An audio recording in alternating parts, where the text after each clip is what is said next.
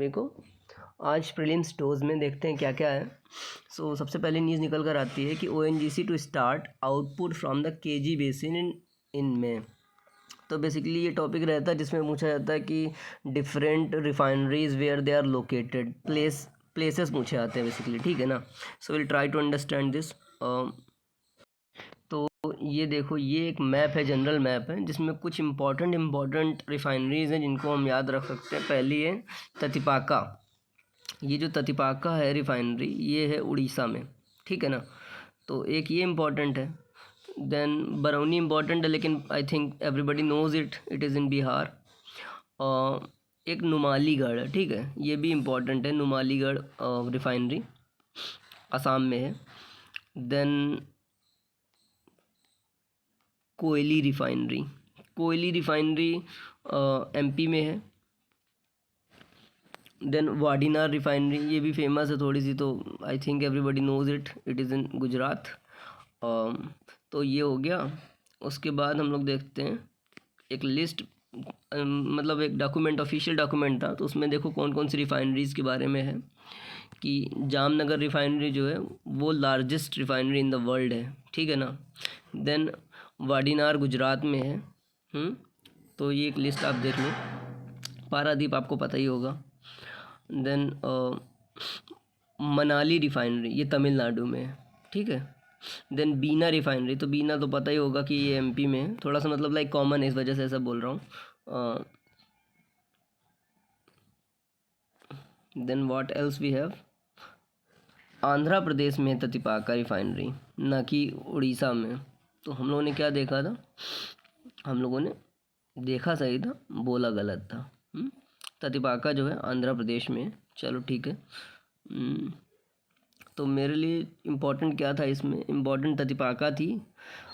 उसके बाद जामनगर रिफाइनरी जो कि लार्जेस्ट है, वो एक इम्पॉर्टेंट है। और एक और बात है इसमें, जो रिफाइनरीज है ना, they are publicly owned, like PSUs are there which are the owner. उसके बाद प्राइवेट रिफाइनरीज भी हैं, है ना, और ट्रिपल P में भी हैं, ठीक है। तो ये चीज़ ज़रूरी है कि सारी रिफाइनरीज जो हैं गवर्नमेंट के द्वारा ओन नहीं की गई हैं। देन अगली न्यूज़ निकल कर आती है मिलेट्स के ऊपर। देखो मिलेट्स जो है हॉट टॉपिक है ना। इसके ऊपर मेंस में भी क्वेश्चन बन सकता है, लेकिन UPSC भी खेल करती है कि तुरंत नहीं पूछती ये चीज़ें। तो ठीक है। प्रीलिम्स के लिए ज़रूरी क्या है, प्रीलिम्स के लिए ज़रूरी मेरे हिसाब से ये है कि हमारा स्टेटस क्या है।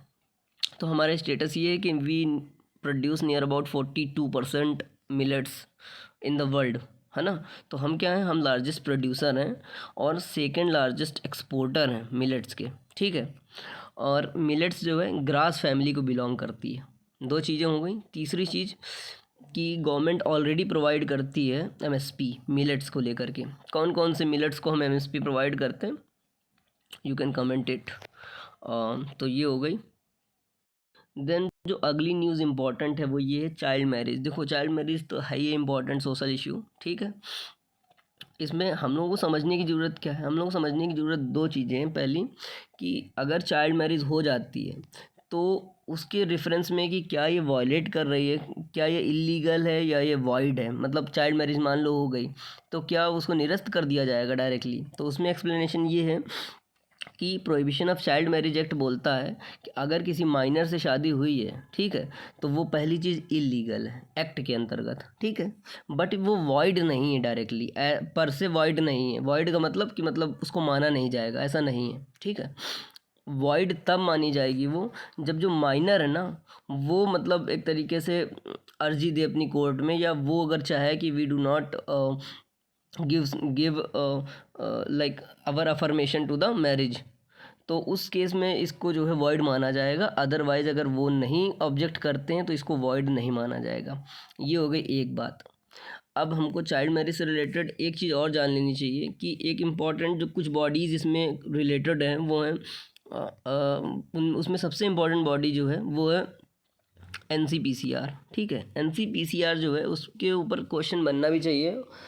वो ये कि NCPCR किस एक्ट से बनाया गया है। NCPCR के बारे में जान लो कि ये जुवेनाइल जस्टिस एक्ट से नहीं बनाया गया है, है ना।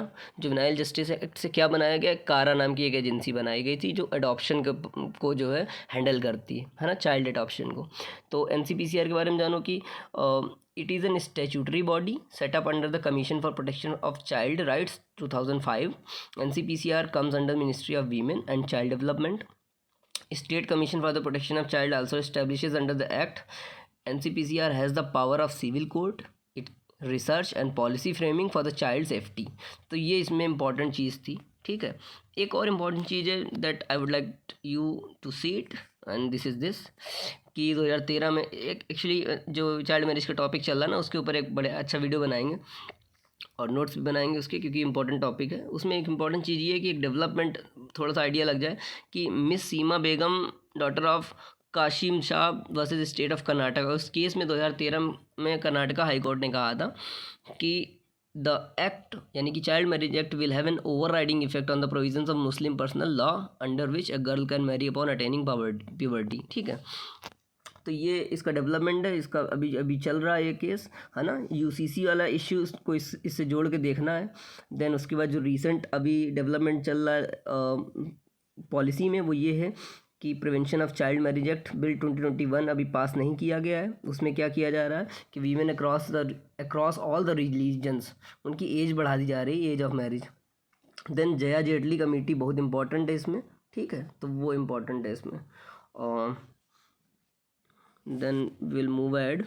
देन जो अगली न्यूज़ है वो ये है कि देखो मिनिस्ट्री ऑफ कोऑपरेशन बना दी गई, ठीक है, कोऑपरेटिव मिनिस्ट्री बना दी गई। तो उसमें उनका सबसे पहला इंपॉर्टेंट पुश जो चल रहा है मिनिस्ट्री का वो ये है कि टू डिजिटाइज द पैक्स, ठीक है। पैक्स क्या है, प्राइमरी एग्रीकल्चरल क्रेडिट सोसाइटीज़, ठीक है। तो इसमें अपन के जानने की ज़रूरत की चीज़ क्या है, अपन के जानने की ज़रूरत की चीज़ ये है कि ये वाली जो लाइन लिखी हुई है, the DCCBs work with PACS which deal directly with farmers. ये इस लाइन पे ऑलरेडी यूपीएससी ने एक MCQ पूछा हुआ है, यूपीएससी ऑलरेडी पूछ चुकी है प्रीलिम्स में क्वेश्चन, तो बस इसीलिए मैंने इस न्यूज़ को सेलेक्ट किया था।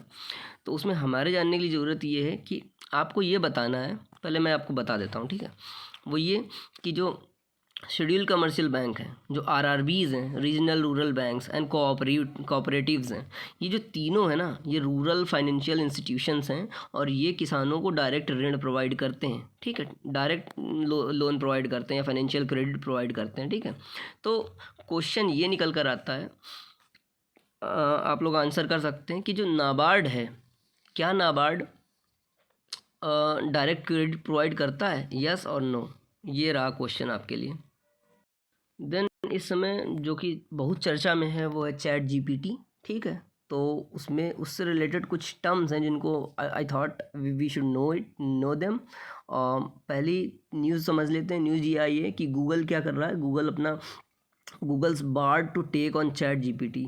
तो ChatGPT के राइवल के रूप में गूगल अपना एक लॉन्च कर रहा है, एक सर्विस लॉन्च कर रहा है बार्ड नाम से, ठीक है।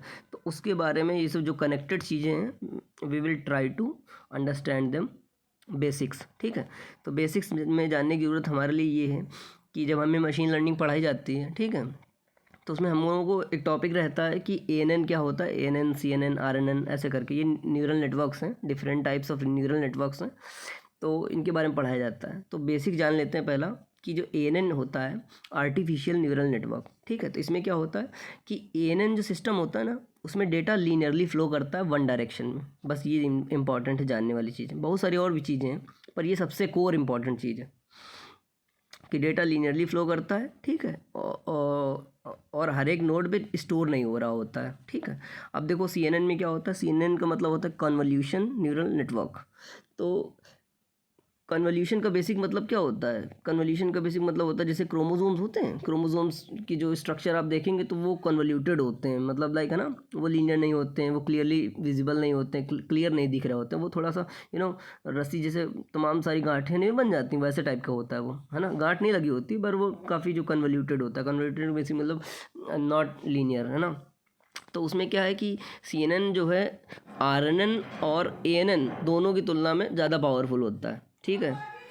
उसके बाद RNN के बारे में जान लेते हैं। RNN का मतलब होता है रिकरेंट न्यूरल नेटवर्क, ठीक है। तो इसकी खासियत ये होती है कि ये डेटा को ना वन डायरेक्शन में फ़्लो नहीं करता है, आरएनएन क्या करता है, जैसे जब इंफॉर्मेशन फ्लो कर रही होती है तो एक नोड से दूसरे नोड से तीसरे नोड, ऐसे इन्फॉर्मेशन फ्लो कर रही होती है, ठीक है। तो आरएनएन क्या करता है कि जब कोई डेटा प्रोसेस होकर के अगले नोड पे जाता है तो ये क्या करता है, अगले नोड पे उसको स्टोर कर लेता है, ठीक है। इसमें स्टोरिंग फीचर होता है, इसके नोड्स में स्टोर कर लेता है, स्टोरिंग सेल्स होती हैं इसमें। तो वो उस डेटा को, यानी कि जो रिज़ल्ट हमने ऑब्टेन किया है, ठीक है, उसको रीफीड करता है अपने इनपुट में। इस वजह से क्या करता है ये, इस वजह से इसमें एक इम्पॉर्टेंट रहता है कि ये क्या करता है, करेक्टिव करेक्ट कर देता है। अगर आप कोई चीज़ फीड करो, ठीक है, कोई वैल्यू फीड करो, है ना, उसका आंसर आना चाहिए 10, तो पहली बार में मान लो आंसर आया 12, ठीक है, तो ये देखेगा कि वेरिएशन कितना आ रहा है, कंपेयर कर लेगा उसको, ठीक है। उसके बाद फिर से उसको रीफीड करेगा और फिर से आंसर निकालेगा उसको। तो इस मेथड को कहा जाता है बैक प्रोपेगेशन, ठीक है। तो आरएनएन के बारे में हम क्या जानेंगे, आरएनएन के बारे में हम ये जानेंगे कि ये इसके जो नोड्स होते हैं उसमें डेटा को स्टोर करता है पहली चीज़, और उस डेटा को फिर से री इनपुट करता है इसको, ठीक है। तो इसमें बैक प्रोपेगेशन का फीचर होता है। देन सीएनएन के बारे में क्या, स्पेशल एएनएन, सीएनएन को स्पेशल एएनएन कहा जाता है। देखो एएनएन जो है वो बेसिक न्यूरल नेटवर्क है, ठीक है, और सीएनएन को क्या क्या कहा गया, इन्होंने कहा है कि it is an special ANN, it uses optimisation techniques, ठीक है।